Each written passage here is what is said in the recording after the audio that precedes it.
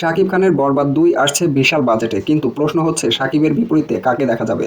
পাকিস্তানের হানিয়া আমির না দুরি ফিশান? পুরো গুঞ্জন জানুন ১ মিনিটে।